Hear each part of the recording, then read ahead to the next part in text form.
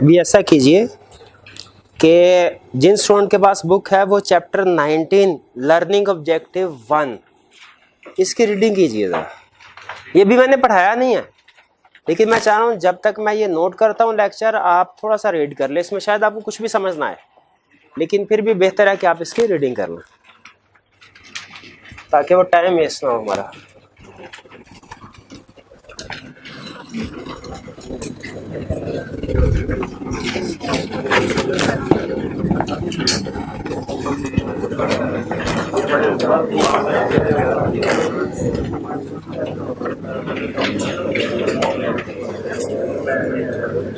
आज 8 तारीख है ना, 8 तारीख है ना, 8 तारीख है ना।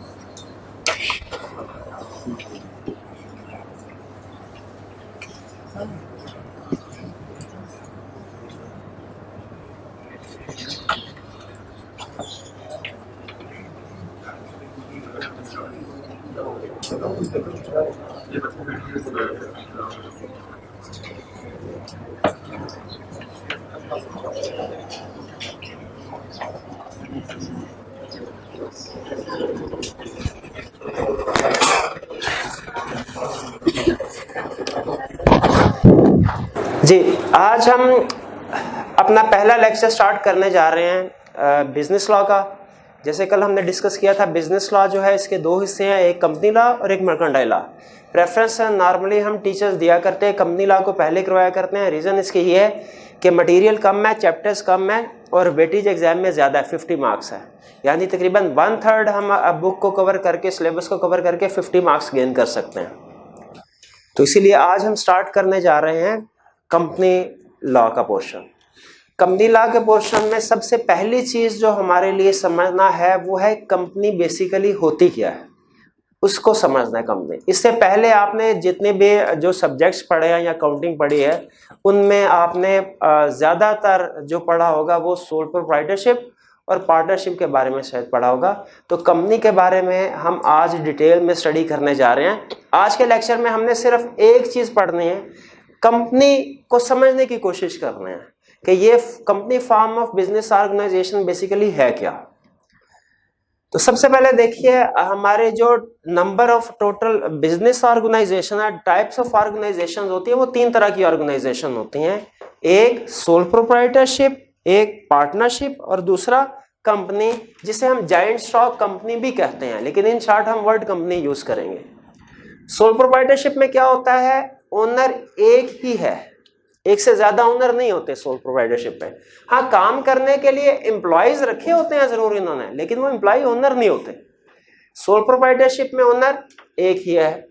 पार्टनरशिप जो है इसमें ओनर्स की तादाद कितनी होती है, कम से कम 2 और ज्यादा से ज्यादा 20 ओनर्स हो सकते हैं। ठीक है, कम से कम 2 और ज्यादा से ज्यादा 20 ओनर्स हो सकते हैं। कुछ केसेस में तादाद कम करके 10 कर देते हैं, लेकिन नॉर्मली 2 से 20 ओनर्स होते हैं। और पार्टनरशिप में जो ओनर्स होते हैं इनको नाम दिया जाता है पार्टनर्स। पार्टनर्स यहां पे सोल प्रोप्राइटरशिप में जो एक ओनर होगा उसे नॉर्मली नाम देते हैं सोल प्रोप्राइटर। पार्टनरशिप में ओनर्स की तादाद 2 से लेके 20 तक हो सकती है और जो ओनर्स होते हैं उन्हें हम क्या कहते हैं, partners. Company form of business organisation में जो कंपनी के ओनर्स हैं इनकी तादाद 1 से लेके कुछ भी तादाद हो सकती है। लॉ ने कोई लिमिट प्रेस्क्राइब नहीं की। ठीक है, ये मैं जनरल कंसेप्ट बता रहा हूं, आगे चल के जब डिटेल स्टडी करेंगे तो शायद कोई लिमिट इंट्रोड्यूस हो जाए किसी केस में, लेकिन मैक्सिमम यानी कंपनी में आप लाखों ओनर्स भी अगर फॉर एग्जांपल आप बनाना चाहें तो बना सकते हैं, लाखों लोगों को। मिनिमम 1, मैक्सिमम पे कोई लिमिट नहीं। और company form of business organisation के जो ओनर्स होते हैं इन्हें हम कहते हैं शेयर होल्डर्स। शेयर होल्डर्स जो ओनर्स होंगे इनको क्या कहेंगे, शेयर होल्डर्स, या पाकिस्तान में एक और नाम भी दिया जाता है मेंबर्स। मेंबर्स या शेयर होल्डर कहा जाएगा। ठीक है, जो ओनर्स होंगे company form of business organisation में जो ओनर्स होंगे इन्हें क्या नाम दिया जाएगा, शेयर होल्डर्स या मेंबर्स। दोनों में थोड़ा सा फर्क है फॉर द टाइम बिंग, क्योंकि अभी हम बेसिक कंसेप्ट सीख रहे हैं इसलिए दोनों को एक ही समझिए। जो बिजनेस को कंपनी फॉर्म ऑफ बिजनेस को ओन कर रहे हैं वो शेयर होल्डर या मेंबर्स।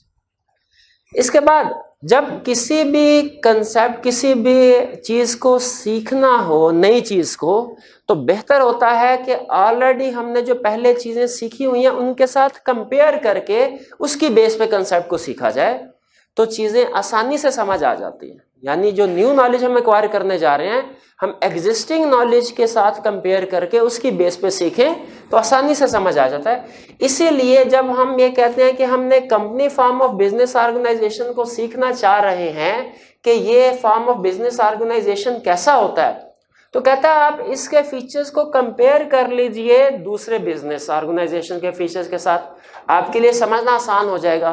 क्योंकि प्रोबेबली आप लोग सोल प्रोप्राइटरशिप और पार्टनरशिप के साथ तो शायद कंफर्टेबल हो, लेकिन company form of business organisation है इसके बारे में ज्यादा डिटेल पता नहीं होगी। तो सबसे पहला फीचर, देखिए चूंकि हमारा स्टार्ट है इसलिए आपने इंश्योर करना है कि अटेंटिवली लेक्चर को सुने और समझें, ठीक है। मैं हर फीचर को डिस्कस करने के बाद एंड पे थोड़ी सी ब्रेक लूंगा, वहां पे अगर आपका किसी किस्म का कोई क्वेश्चन है तो साथ साथ पूछते रहे ताकि कंसेप्ट हमारा क्लियर होता है। पहली चीज, सेपरेट लीगल स्टेटस। कहते हैं company form of business organisation जो है कंपनी का सेपरेट लीगल स्टेटस होता है। किससे सेपरेट लीगल स्टेटस होता है? इसके ओनर्स से, इसके ओनर्स से, इसके डायरेक्टर्स से, यानी ओनर जो इसको लोग चला रहे हैं उनसे अलग, ओनर से अलग स्टेटस होगा, ठीक। सेपरेट लीगल, आपने अकाउंटिंग में शायद एक कंसेप्ट पढ़ा होगा, सेपरेट एंटिटी कंसेप्ट।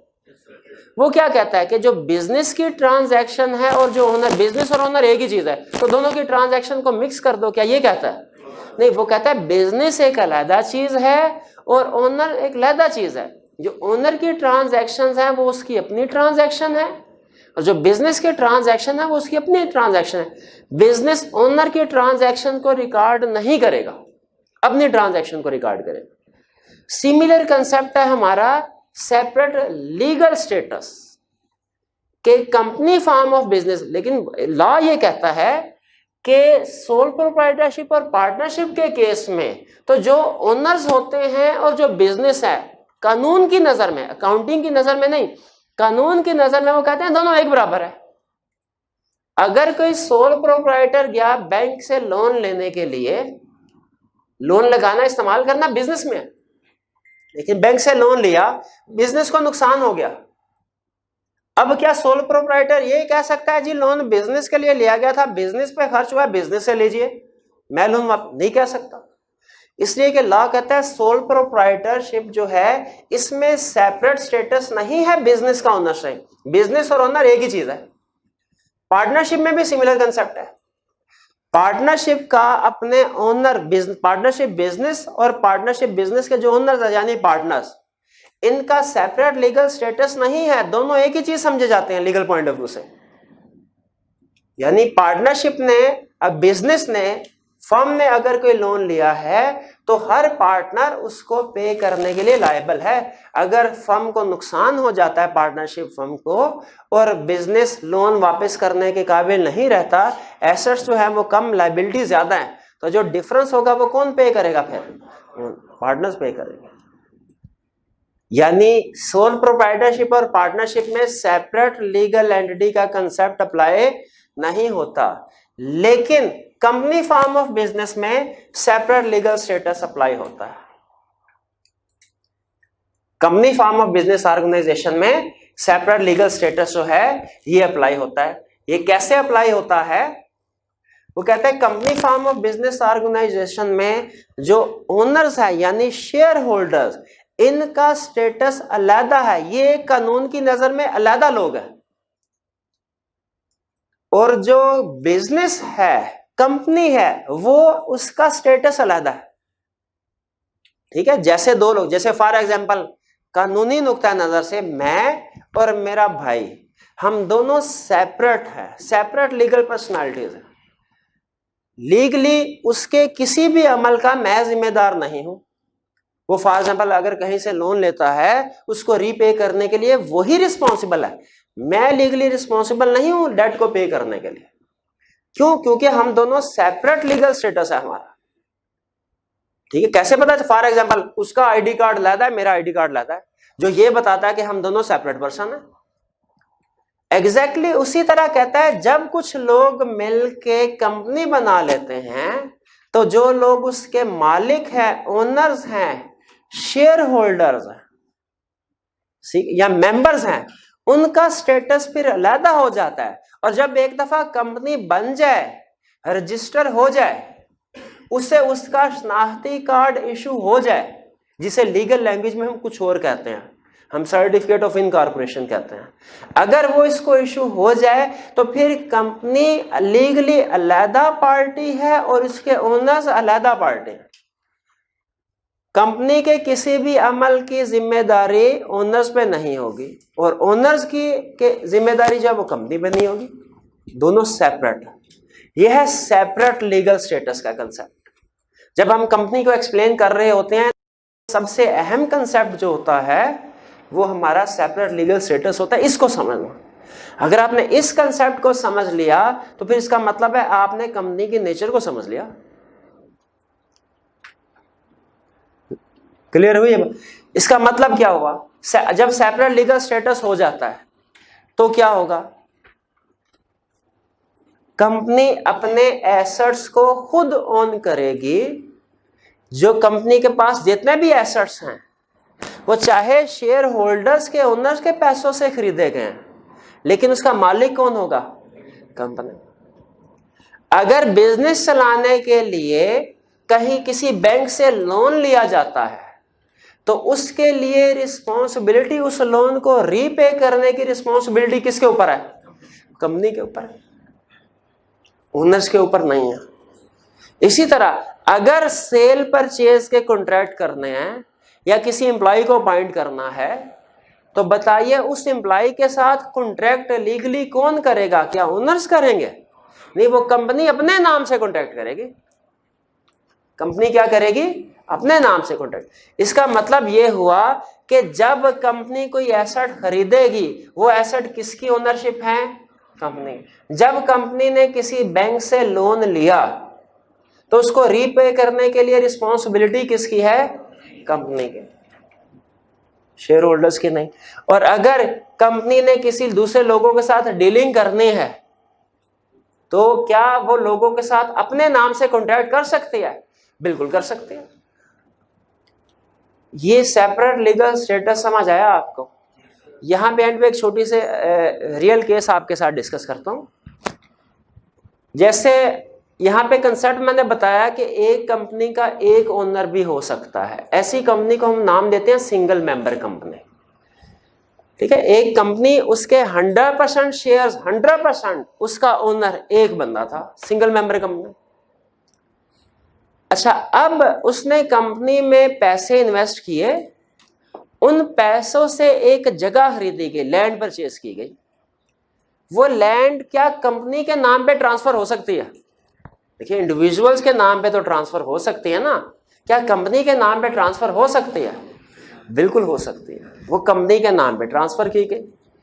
इसके बाद वो जो 100% शेयर होल्डर था उसने किसी दूसरी पार्टी के साथ एग्रीमेंट किया कि मैं आपको यही लैंड, फॉर एग्जांपल 100 मिलियन की अगर लैंड थी, उसने कहा मैं 120 मिलियन में आपको सेल करता हूं। ठीक है, और सेल का एग्रीमेंट साइन कर दिया कि जी मैं ये वाली लैंड 120 मिलियन में इस पार्टी को सेल करता हूं।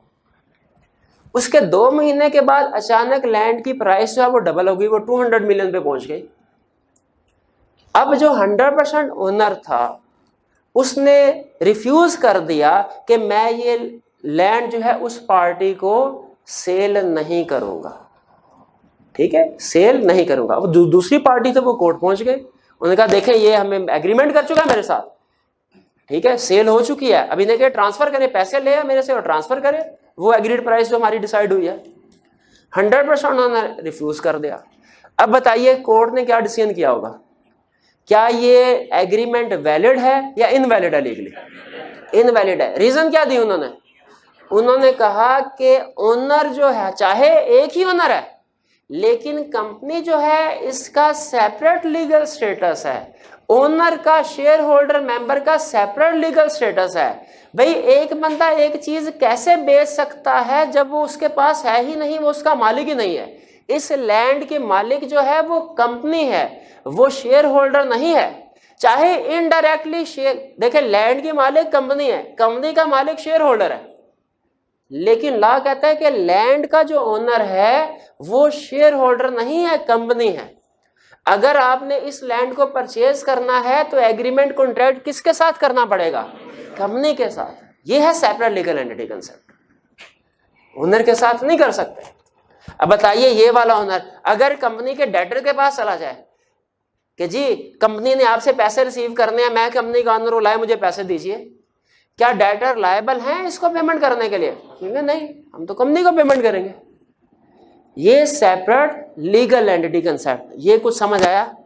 अच्छा, अब यहां पे एक जहन में क्वेश्चन आता है कि मैं किसी के साथ, मैं असल में ये जो लोग लॉ इंसानों, लॉ पर्सन्स की दो तरह से क्लासिफिकेशन करता है, एक नेचुरल पर्सन, एक आर्टिफिशियल पर्सन। नेचुरल पर्सन कौन होता है? मैं और आप जैसे, ठीक है, जो जिंदा सांस लेते हैं, ठीक है। आर्टिफिशियल पर्सन कौन है? कंपनी या ऐसी ऑर्गेनाइजेशन जिनको लॉ ने कह दिया इनका स्टेटस सेपरेट होगा, सेपरेट लीगल स्टेटस होगा। अब क्वेश्चन ये राइज होता है, मैं खुद अगर कोई बिजनेस चलाता हूं, मैं खुद ट्रांजैक्शन करता हूं, मैं कॉन्ट्रैक्ट कर सकता हूं, साइन कर सकता हूं, उसके ऊपर चीजें खरीद सकता हूं, बेच सकता हूं, लोगों के साथ एग्रीमेंट कर सकता हूं। कंपनी कहां एग्जिस्ट करती है? क्या कंपनी लोगों के साथ एग्रीमेंट कर सकती है? यहां पे हम पढ़ रहे हैं कर सकती है, अपने नाम से कर सकती है। तो भाई कंपनी दुनिया में होती कहां है? वो नजर थोड़ी आती है। तो कंपनी कैसे साइन कर सकती है एग्रीमेंट? कंपनी के हाथ होते हैं जिसे वो एग्रीमेंट साइन करेगी, अपना नाम लिखेगी? इसका जवाब है नहीं, आर्टिफिशियल पर्सन। तो फिर कैसे कंपनी ये सारे काम करती है? वो बैंक से लोन भी ले लेती है, वो एसेट्स भी खरीद लेती है, वो लोगों के साथ एग्रीमेंट भी कर लेती है। वो कैसे कर लेती है? याद रखे, कंपनी इटसेल्फ कुछ नहीं करती। कंपनी के बिहाफ पे कुछ लोग होते हैं जो कंपनी को चला रहे होते हैं, वो ये सारे काम करते हैं, और उन लोगों को हम कहते हैं डायरेक्टर्स। डायरेक्टर्स, ठीक है। तो हमारा एक कंसेप्ट है कि जो company form of business organisation में सेपरेशन है, सेपरेशन है किसकी? Separation of ownership from management. Normally देखिए, जो लोग बिजनेस को सोल प्रोप्राइटरशिप में, जो बिजनेस के मालिक हैं, नॉर्मली वही बिजनेस चलाते हैं। पार्टनरशिप में जो बिजनेस के मालिक हैं, नॉर्मली वही बिजनेस चलाते हैं। कंपनी फॉर्म ऑफ बिजनेस जो है ये थोड़ा मुश्किल होता है, कॉम्प्लेक्स बिजनेस होता है। यहां पे लाजमी नहीं कि जो ओनर्स है, जिनके पास पैसा है, उनके पास स्किल भी हो टेक्निकल उस बिजनेस को चलाने की। इसीलिए ओनर्स क्या किया जाता है कि ओनर्स डायरेक्टर्स को अपॉइंट करते हैं। किस लिए? कंपनी चलाने के लिए। खुद से बिजनेस, नॉर्मली जो ओनर्स होते हैं खुद से कंपनी नहीं चलाते। खुद से कंपनी क्यों नहीं चलाते? नॉर्मली, हमेशा नहीं करना, क्योंकि ओनर्स के पास पैसा तो है। देखिए, बिजनेस चलाने के लिए दो चीजों की जरूरत है, पैसा, स्किल, दोनों की जरूरत है। ओनर्स के पास पैसा, और खासतौर पे कंपनी फॉर्म ऑफ बिजनेस चलाना हो ना, ये थोड़ा कॉम्प्लेक्स होता है, इसमें स्पेशलाइज्ड नॉलेज या स्किल की जरूरत होती है। कंपनी फॉर्म ऑफ बिजनेस चलाने के लिए स्पेशलाइज्ड नॉलेज की जरूरत है। क्या लाजमी है कि ओनर जिनके पास पैसा है उनके पास स्पेशलाइज्ड नॉलेज या स्किल भी हो? लाजमी अगर तो फॉर एग्जांपल है, फॉर एग्जांपल कोई डॉक्टर है एमबीबीएस क्वालिफाइड, उसके पास इतने पैसे हैं कि उसने हॉस्पिटल की बिल्डिंग भी खड़ी कर ली, ठीक है, वो हॉस्पिटल भी बना ले, खुद ही उसको चला भी ले।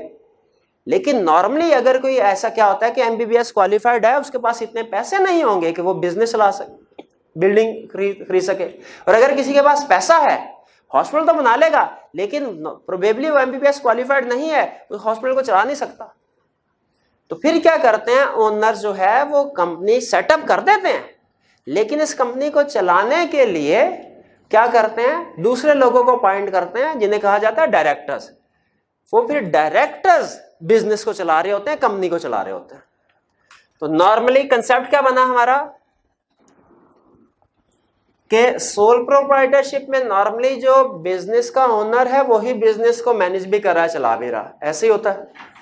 पार्टनरशिप में जो बिजनेस का ओनर है वही बिजनेस को चला भी रहा है, मैनेज भी कर रहा है, ऐसे ही होता है नॉर्मली। लेकिन कंपनी फॉर्म ऑफ बिजनेस में नॉर्मली क्या होता है, separation of ownership from management. इसका मतलब क्या है कि कंपनी के ओनर्स कुछ और लोग होते हैं, और जो कंपनी को चला रहे होते हैं वो नॉर्मली कुछ और लोग होते हैं। ओनर्स वो है जिनके पास पैसा है, और मैनेजमेंट में कौन लोग है, जिनके पास स्किल है चलाने के लिए। जो ओनर्स होते हैं उन्हें क्या कहा जाता है, शेयर होल्डर। और जो मैनेजर्स होते हैं, बिजनेस को चला रहे होते हैं, इन्हें क्या, डायरेक्टर्स कहा जाता है। ये ध्यान में रखिएगा, इनको कहा जाता है डायरेक्टर्स। तो अभी तक हमने दो कंसेप्ट पढ़े। पहला कंसेप्ट, सेपरेट लीगल स्टेटस होता है कंपनी का अपने ओनर से या डायरेक्टर से। यानी ये अपने एसेट्स को खुद ओन करती है, लायबिलिटीज इसने डेट्स अपने खुद पे करने हैं और दूसरे लोगों के साथ कॉन्ट्रैक्ट कर सकती है अपने नाम से ये कंपनी।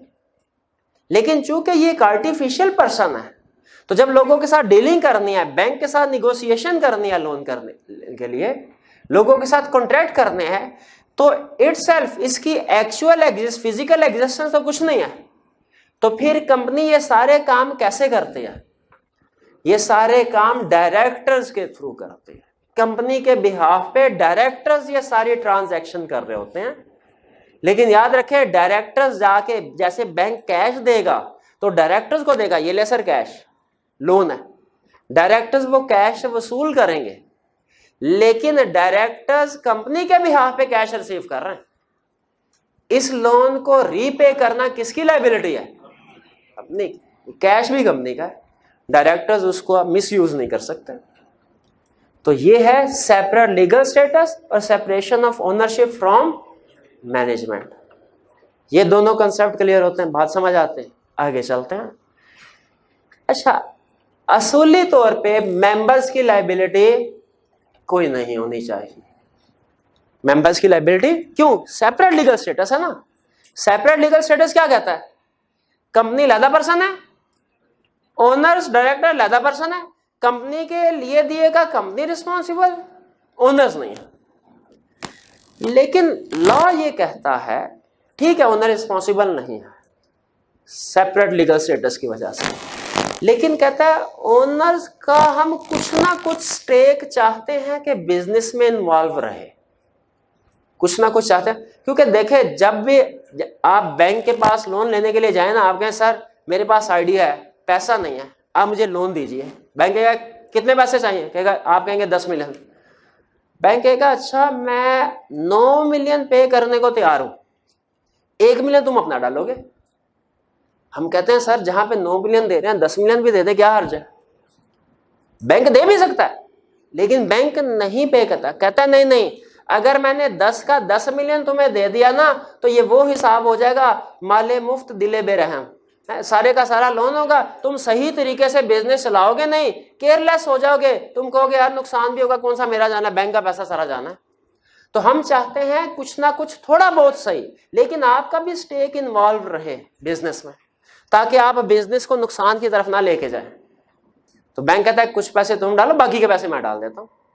उसी तरह लॉ भी ये कहता है कि ये बैंक, ये कंपनी बैंक से लोन लेने के लिए जाएगी, बैंक का पैसा भी इस्तेमाल करेगी, तो इसमें ऐसा नहीं होना चाहिए कि शेयर होल्डर्स की बिल्कुल हम जीरो लायबिलिटी कर दें कि सेपरेट लीगल स्टेटस है, शेयर होल्डर कंपनी में जो कुछ भी होता रहे, ठीक है, कंपनी लोगों के चाहे करोड़ों अरबों रुपए की देनदार है, शेयर होल्डर्स ने 1 रुपया नहीं देना।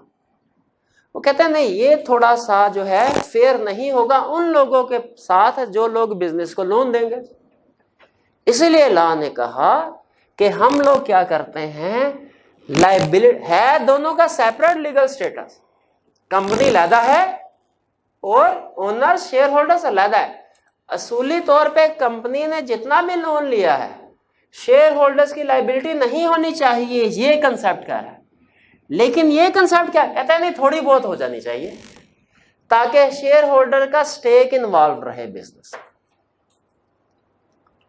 ठीक है। इसको उन्होंने नाम दिया limited liability concept. Limited liability concept के शेयर होल्डर्स की लायबिलिटी बिजनेस में होगी, कितनी होगी?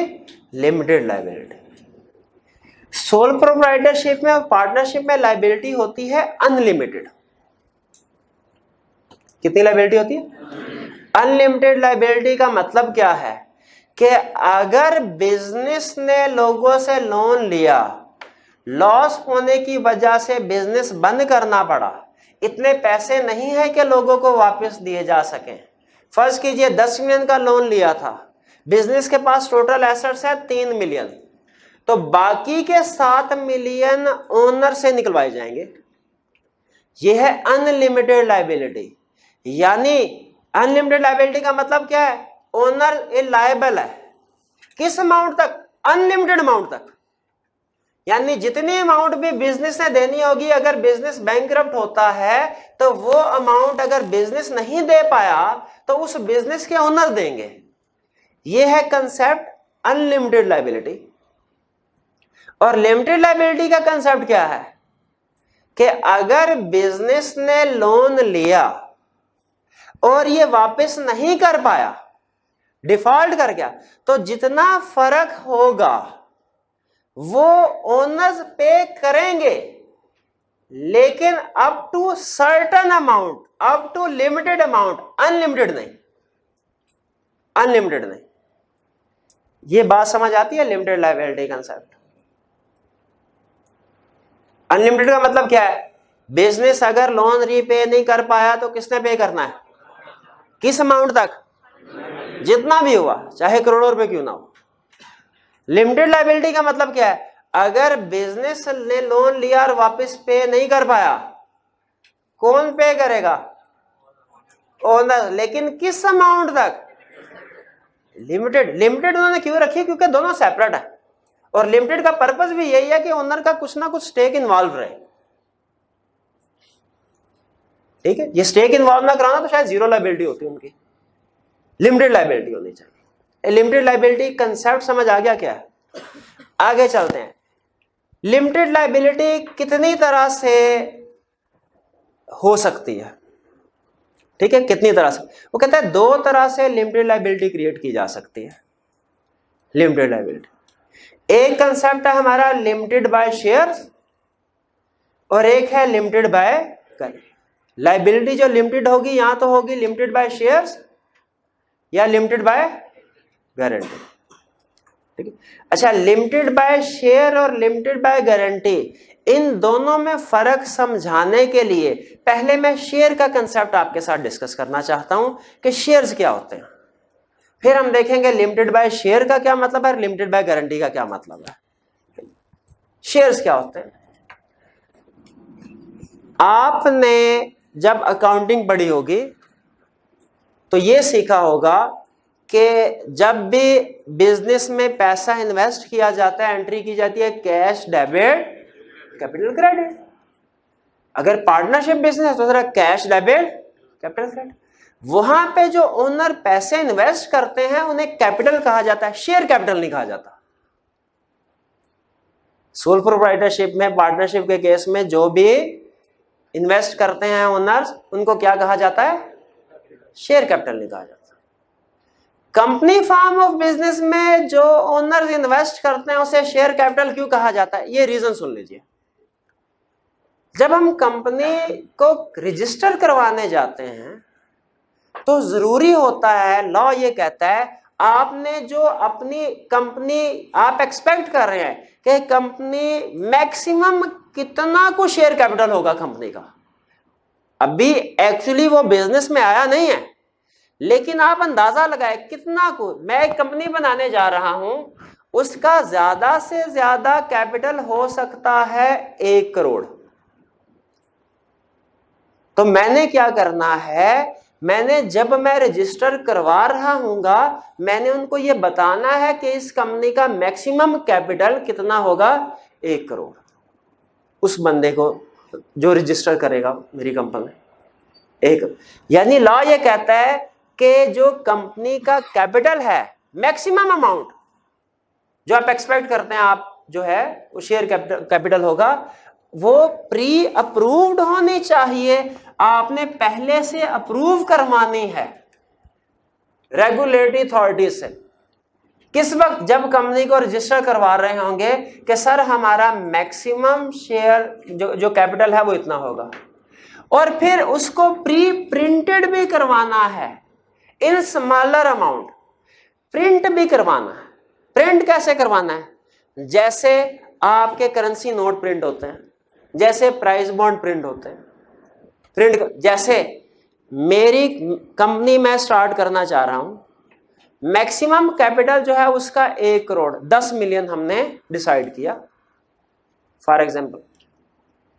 अब मैंने 10 मिलियन रजिस्टर करवाना है। जिस वक्त कंपनी रजिस्टर करवा रहा हूंगा, रेगुलेटरी अथॉरिटी को बताना है 10 मिलियन। वो कहेंगे ठीक है 10 मिलियन अप्रूव कर दिया हमने आपका, पहले से। अब आप इसको प्रिंट करवाइए, हम उसके प्रिंट करवाएंगे स्मॉलर अमाउंट में, यानी जिस तरह करेंसी नोट प्रिंट होते हैं हम उसी तरह कंपनी के जो शेयर कैपिटल है इसके छोटे छोटे हिस्से प्रिंट करवाएंगे। फर्ज कीजिए 10 मिलियन का शेयर कैपिटल है तो मैं उसके स्मॉलर अमाउंट, अच्छा स्मॉलर अमाउंट कितनी होगी ये मेरा फैसला है। स्मॉलर अमाउंट 10 रुपए भी हो सकती है, 100 रुपए भी हो सकती है, 1000 रुपए भी हो सकती है। अगर स्मॉलर अमाउंट 10 रुपए मैं डिसाइड करता हूं तो मैं लिखूंगा कंपनी का शेयर कितना है, share 1 million shares of ₹10 each. ये मेरा 10 मिलियन का शेयर कैपिटल हो गया। 1 मिलियन शेयर्स ऑफ ₹10 ईच, यानी मैंने टोटल कैपिटल कितने का रजिस्टर करवाया था, 10 मिलियन का। मैंने इस टोटल कैपिटल को स्मॉलर अमाउंट में कन्वर्ट किया, इसके छोटे छोटे हिस्से कर दिए। अच्छा कितने हिस्से किए वाला, 1 मिलियन, 1 मिलियन हिस्से किए, पार्ट्स किए।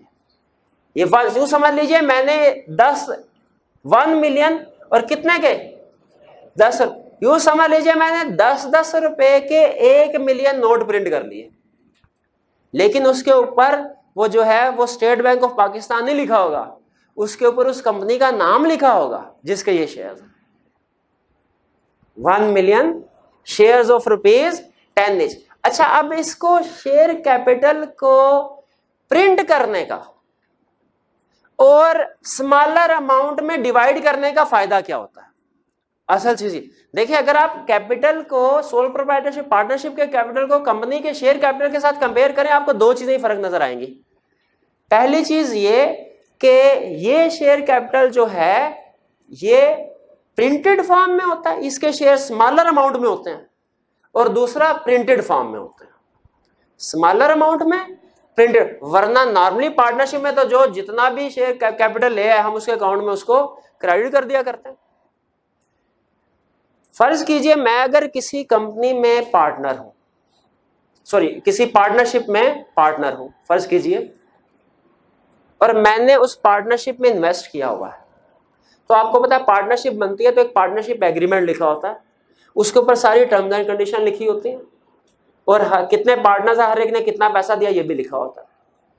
मेरे से कोई बंदा आके पूछता है भाई तुम्हारे असासाजात कितने हैं, मैं कहूँगा एक मेरा घर है, एक गाड़ी है, और एक पार्टनरशिप पार्टनर हूं उसमें मैंने 10 लाख रुपया लगाया हुआ है। वो मेरे से कहेगा अच्छा तुम्हारे पास इसका सबूत क्या है, क्या मेरे पास सबूत होगा? मेरे पास कोई सबूत नहीं सिवाय एक वो पार्टनरशिप डेट के, जो कि चूंकि एक ही है, हर एक पार्टनर के पास तो नहीं है, वो एक वक्त में एक ही पार्टनर के पास हो सकती है। तो मेरे पास रेडीमेड कोई एविडेंस अवेलेबल नहीं होगा, प्रूफ अवेलेबल नहीं होगा कि मैं पार्टनरशिप में पार्टनर हूं और मैंने इसमें कितने पैसे इन्वेस्ट किए। लेकिन कंपनी फॉर्म ऑफ बिजनेस है, इसको प्रमोट करना चाह रहे थे कि लोग इसमें ज्यादा से ज्यादा अपने पैसे जो है वो इन्वेस्ट करें। इसमें उन्होंने क्या किया, एक तो प्रिंटेड फॉर्म में इसको ले आए। प्रिंटेड फॉर्म में होने का मतलब क्या है, मैंने अगर किसी कंपनी में 10 लाख रुपया इन्वेस्ट करूंगा तो वो मुझे बदले में 10 लाख रुपए के शेयर्स देंगे, मैं उन शेयर्स को लेके अपने घर जा सकता हूं। जैसे मैं इस कंपनी में अगर 10 लाख रुपया इन्वेस्ट करूं तो मुझे बताइए ये लोग मुझे कितने शेयर्स देंगे, 1 लाख शेयर्स ऑफ ₹10 ईच, और वो शेयर्स मेरे पास सबूत होंगे कि मैंने इस कंपनी में इन्वेस्टमेंट की हुई है। तो रिटर्न पीस ऑफ पेपर देने का ये फायदा होता है। उस जो पीस ऑफ पेपर होता है ना जिसके ऊपर लिखा था, जो 1 मिलियन हम हिस्से करते हैं, पार्ट्स करते हैं, उसको कहते हैं शेयर्स। ठीक है, तो रिटर्न फॉर्म में रिटर्न पीस ऑफ पेपर छापने का मकसद क्या होता है, हमारे पास एविडेंस रहे, सबूत रहे कि हमने इस कंपनी में पैसे डाले हुए हैं। दूसरा, हमने इसको स्मॉलर अमाउंट में क्यों कन्वर्ट किया। स्मॉलर अमाउंट में कन्वर्ट हमने इसलिए किया ताकि इसमें ज्यादा से ज्यादा लोग पार्टिसिपेट कर सकें। देखिए 10 रुपए का शेयर है, टेक्निकली स्पीकिंग अगर किसी के पास सिर्फ 10 रुपए हैं और वो अपने 10 रुपए इस कंपनी में इन्वेस्ट करना चाहता है वो भी कर सकता है। वरना अगर आप नॉर्मल सोल प्रोप्राइटरशिप का बिजनेस स्टार्ट करें, छोटा मोटा किराने का बिजनेस भी, वो भी 15-20 लाख तो मांगेगा स्टार्ट होने के लिए। इसी तरह पार्टनरशिप में भी लाखों की इन्वेस्टमेंट चाहिए होती है। कंपनी में चूंकि शेयर कैपिटल को हमने सब डिवाइड किया होता है स्मॉलर अमाउंट में, तो फायदा ये होता है अगर आपके पास स्मॉल इन्वेस्टमेंट है आप वो भी कंपनी में लगा सकते हैं।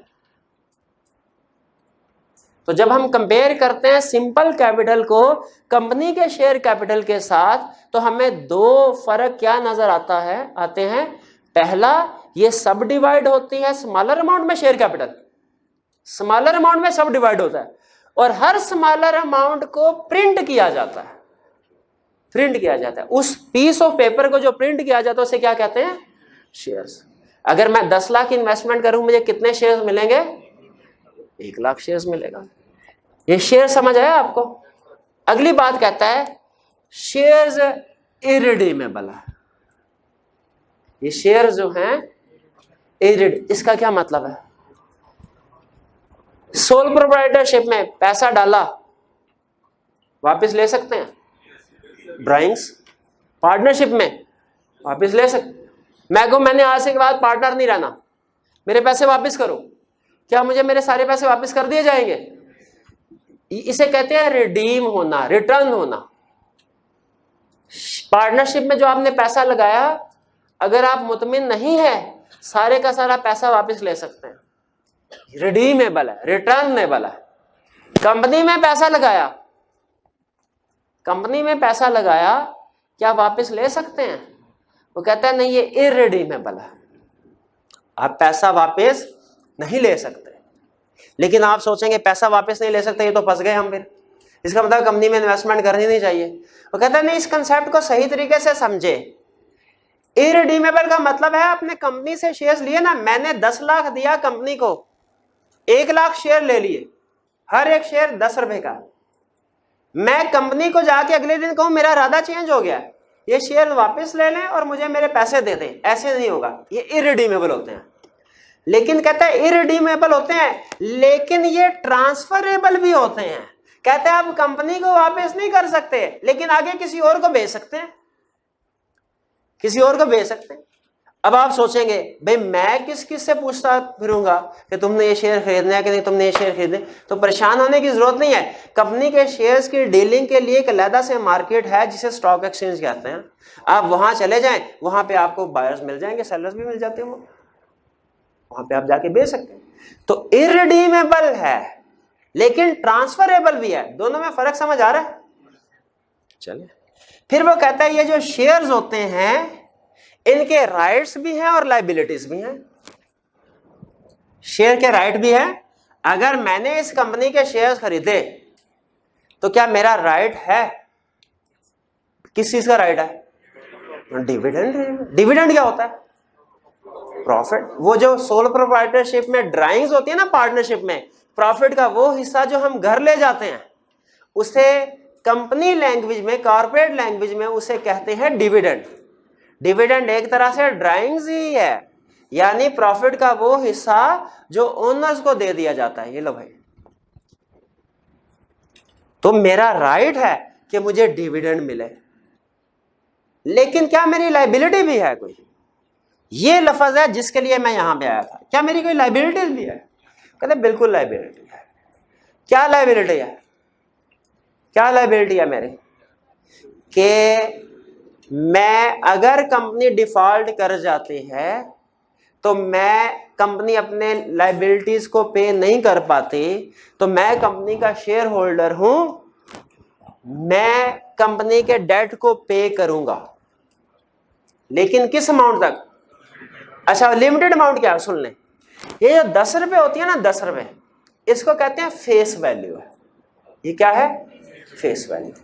मेरी लायबिलिटी लिमिटेड है भाई, किस अमाउंट तक लिमिटेड है? इस फेस वैल्यू तक, यानी 10 रुपए तक एक शेयर मेरे पास है, मैं 10 रुपए तक कंट्रीब्यूट करूंगा।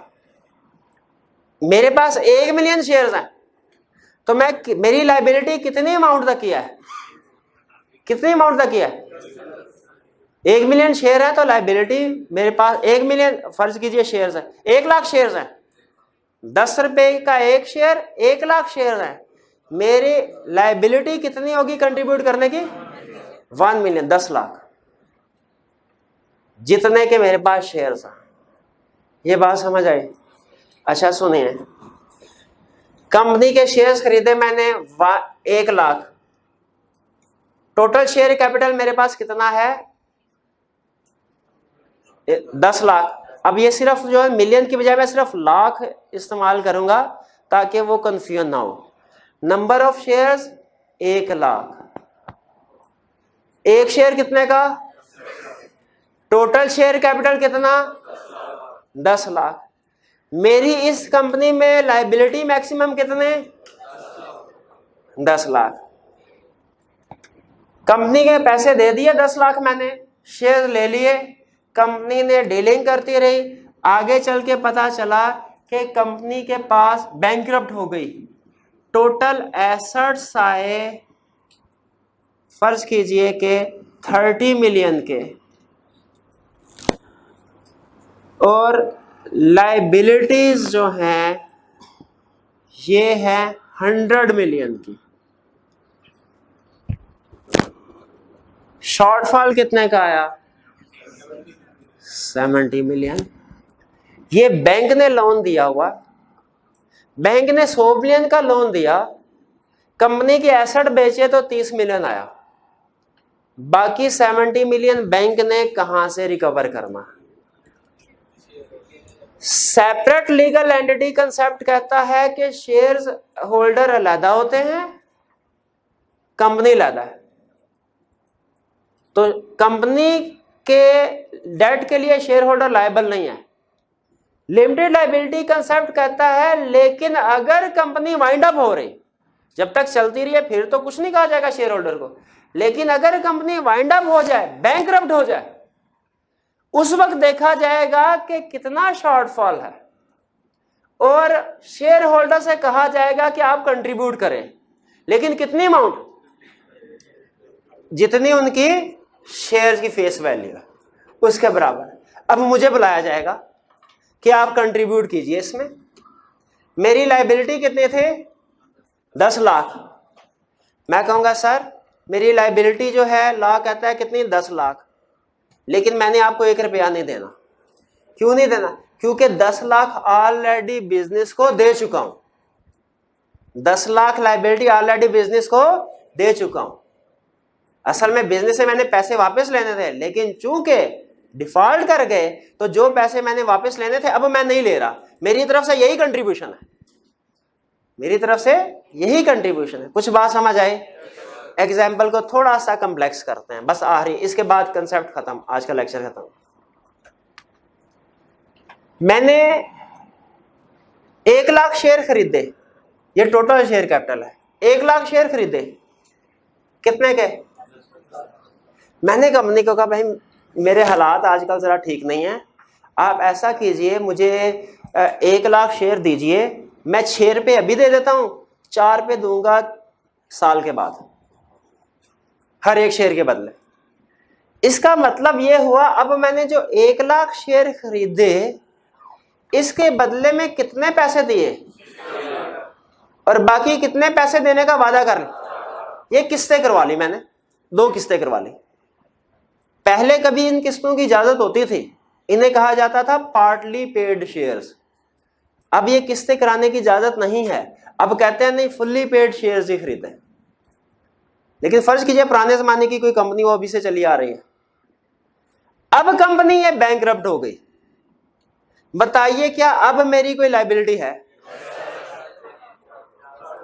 अब कितने की लायबिलिटी? ये कंसेप्ट है लिमिटेड लायबिलिटी का, 4 लाख। ये बात समझ आई? ये थोड़ा सा मुश्किल था। तो इसे कहते हैं कब लिमिटेड लायबिलिटी 2 तरह से हो सकती है, एक लिमिटेड बाय शेयर और दूसरा limited by. Limited by share में कितनी लायबिलिटी होती है? उतने जितने के शेयर्स आपके अनपेड है।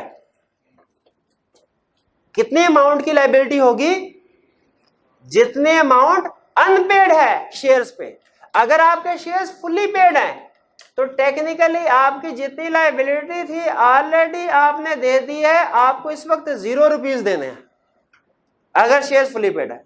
अगर शेयर पार्टली पेड है तो आपकी लायबिलिटी कितनी होगी? Unpaid amount. लिमिटेड लायबिलिटी का कंसेप्ट समझ आया कि वाइंडिंग अप पे शेयर होल्डर की कुछ ना कुछ लायबिलिटी होती है। भाई कितनी लायबिलिटी होती है वो डिपेंड करता है लिमिटेड बाय शेयर है कि limited by guarantee. Limited by share है तो कितनी लायबिलिटी होगी? जितनी अनपेड है शेयर। अगर शेयर फुल्ली पेड है, अगर शेयर पार्टली पेड है तो जितने पे नहीं किए उतने के लायबल हैं हम, बाकी के लायबल नहीं है। यहां तक बात क्लियर होगी? लिमिटेड बाय गारंटी का क्या कंसेप्ट है? नहीं ये छोटा सा कंसेप्ट है, 2 मिनट दीजिए। लिमिटेड बाय गारंटी का कंसेप्ट ये है कि आपने जब बिजनेस शुरू हो रहा है, मुझे बताइए बिजनेस चलाने के लिए पैसा भी चाहिए, स्किल भी चाहिए, ऐसे ही है। लेकिन लाजमी नहीं सारा पैसा हमारा हो, हम उधार लेके भी बिजनेस चला सकते हैं। बैंक के पास गया, मैंने कहा सर बिजनेस चलाना है। उसने कहा कितने पैसे चाहिए? 10 मिलियन। उसने कहा 9 मिलियन मैं देता हूं, 1 मिलियन तुम डालो ताकि तुम्हारा भी कुछ ना कुछ स्टेक रहे। मैं कहा सर 1 मिलियन अगर मेरे पास होता ना, मैं छोटे लेवल भी बिजनेस शुरू कर लेता। मेरे पास 1 रुपया भी नहीं है। लेकिन आपकी तसल्ली के लिए कि मेरा स्टेक रहे, मैं एक काम करता हूं, मैं लिख के दे देता हूं कि अगर ये कंपनी डूबी और आपका लोन रीपे ना हुआ तो मैं आपको अपने घर से 5 मिलियन रुपीस ला के दूंगा। ये मैंने, अच्छा देखें, मैंने कैश नहीं लगाया, इन्वेस्ट नहीं किया, मैंने सिर्फ एक जगह पे लिख दिया कि अगर कंपनी वाइंड अप हुई, बैंकरप्ट हुई और पैसे ना दे सकी तो मैं एक सर्टेन अमाउंट पे कर दूंगा। ये मैं गारंटी दे रहा हूं। एक तरह गारंटी यही होती है ना कि भाई इसको उधार दे दो, अगर इसने पैसे वापस ना किए तो मैं दूंगा। तो यहां पे मैं क्या कह रहा हूं? मैं ये कह रहा हूं कि आप अगर कंपनी ने लोन वापस नहीं किया, आप कंपनी को लोन दीजिए, अगर कंपनी ने अपना लोन वापस नहीं किया, बैंकरप्ट हो गई, तो इतनी अमाउंट जितनी लिखी होगी मैं आपको खुद से ला के दूंगा। अगर लिमिटेड बाय गारंटी है तो फिर मेरी लायबिलिटी कितनी है? जितनी लिखी होगी, बिल्कुल जितनी उस कागज पे लिखी होगी। वो 5 लाख, अब इस केस में 5 लाख है तो 5 लाख होगी। कुछ बात समझ आती है आपको? चलिए आखिरी बात, परपेचुअल सक्सेशन का मतलब क्या है कि कंपनी आगे चल, ये देखिए कंपनी आर्टिफिशियल पर्सन है, ना ये सांस लेती है, ना इसको भूख लगती है, ना ये मरती है। ठीक है, कंपनी के बारे में हम कहते हैं company is created by process of law and company जो ends by process of law. ये क्रिएट भी प्रोसेस ऑफ लॉ के जरिए से होती है, इसकी वाइंडिंग अप भी प्रोसेस ऑफ लॉ। अगर आप इसको वाइंड अप ना करवाएं, साल तक चलती रहे, सैकड़ों साल तक चलती रहे। दुनिया में ऐसी, आपको शायद ऐसे इंसान ना मिले जो 150-200 साल से जिंदा है, लेकिन ऐसी कंपनीज मिलेंगी जो 150-200 साल से काम कर रही हैं। इनको हम कहते हैं परपेचुअल, हमेशा सक्सेशन चलती रहेंगी अगर आप इसको वाइंड अप नहीं करवाते। और लास्ट, कॉन्स्टिट्यूशनल डॉक्यूमेंट। पार्टनरशिप किस डॉक्यूमेंट की बेस पे बनती है? कंपनी 2 डॉक्यूमेंट्स की बेस पे बनती है, एक को कहते हैं मेमोरेंडम ऑफ एसोसिएशन, दूसरे को कहते हैं आर्टिकल्स ऑफ एसोसिएशन। क्लियर हुए? अब जरा एंड पे क्विक रिव्यू, 2-3 मिनट सिर्फ, ताकि मेरी तसल्ली हो जाए कि जो आज मैं समझाना चाह रहा था वो आपने समझ लिया है। 3 form of business organisation, solo proprietorship, partnership और कंपनी। सेपरेट लीगल स्टेटस का मतलब क्या है?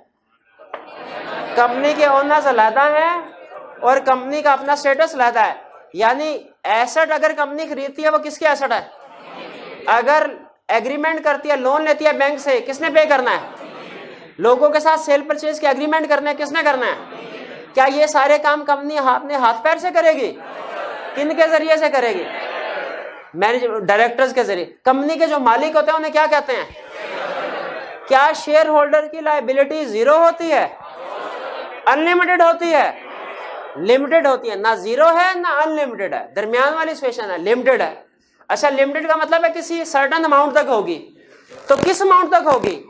डिपेंड करता है। लिमिटेड बाय शेयर है तो किस अमाउंट तक होगी liability? Unpaid amount of shares, example के जरिए से हमने सीखा। और अगर लिमिटेड बाय गारंटी है, किस अमाउंट तक होगी? जो गारंटी लिख के दी हुई है। कहां पे लिख के दी हुई होगी? वो उसको मेमोरेंडम आर्टिकल्स में। शेयर ऑफ कंपनी कैसे डिफरेंट है? कंपनी का share capital sole proprietorship partnership के शेयर्स है।